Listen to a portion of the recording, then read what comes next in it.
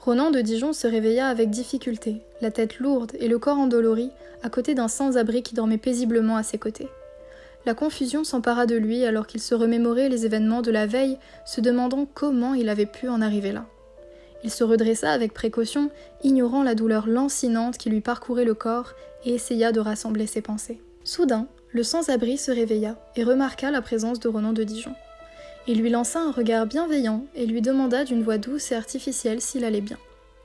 Intrigué par cette sollicitude inattendue, Ronan hésita un instant avant de répondre timidement. « Je suis désolé. » Le sans-abri le pardonna et lui raconta alors qu'il s'était effondré dans la rue la veille, juste à côté de lui, en ayant l'air d'avoir abandonné tout ce qui constituait son esprit et son corps. Je sais pas si tu t'en rappelles, mais on a un peu discuté hier. Et tu m'as posé une question, mais tu t'es endormi sans en entendre la réponse. Tu m'as demandé qui souffrait le plus entre nous deux. Moi qui ai perdu tous mes biens matériels et ma maison, ou toi qui ai perdu ton amour. C'est bien toi qui souffres le plus entre nous deux. Mais mec, tu sais que je suis maudit maintenant, genre tout se retourne contre moi. Je sais que ce que je vais te dire est dur, mais ne te laisse pas consumer par cette souffrance. Tu dois l'affronter en allant lui parler. Fais-moi confiance. Je peux pas. Pris de honte et de gêne, Ronan tenta de s'excuser et de partir précipitamment. Mais le sans-abri l'arrêta en lui disant qu'il savait ce qui s'était passé la veille et qu'il savait probablement comment réparer cela. Intrigué et curieux, Ronan lui demanda comment il savait et comment il pouvait l'aider. Tu sais, la société a fait de grands pas en matière d'acceptation et d'inclusion. Même s'il reste des personnes qui sont intolérantes et qui empêchent des amours se créer, il ne faut pas que toi tu t'arrêtes à ça. Ronan, hier, ne t'a pas renié toi, il s'est renié lui-même. Comme tu me l'as expliqué hier, il est indéniable qu'il ressent quelque chose pour toi, mais qu'il a trop peur du regard homophobe que peuvent porter les autres, comme ton ami Vlad. Tu sais, je vais te surprendre, mais j'ai connu cette souffrance. Je sais ce que ça fait de perdre quelque chose qui était à portée de main, mais que j'avais peur de saisir. Va raisonner ton ami et ne laisse pas cet amour mourir à cause d'une peur bête.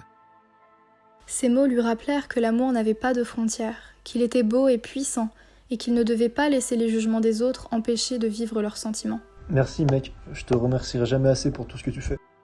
Il sut alors que rien n'était perdu, que l'euphorie de la scène couplée à l'alcool n'était juste pas un moment propice pour déclarer ses sentiments les plus complexes envers celui qui en était à l'origine, qu'il fallait qu'il aille directement chez Ronan sans essayer d'échapper comme à chaque fois au regard homophobe de Vlad.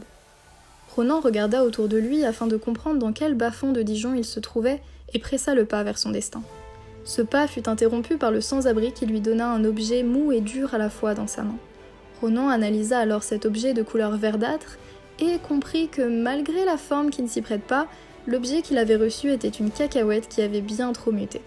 Puis, au moment où Ronan leva les yeux pour questionner le clochard fou, il ne put les poser uniquement que sur une rue vide dans laquelle il se trouvait seul, laissant Ronan avec une étrange impression de déjà-vu et des questionnements sur l'identité de l'homme qu'il venait de rencontrer.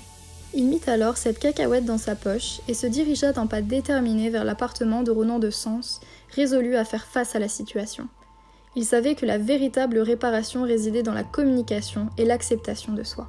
Alors, armé de courage et d'une cacahuète porte-bonheur, Ronan avança, prêt à affronter les défis qui se dresseraient sur son chemin.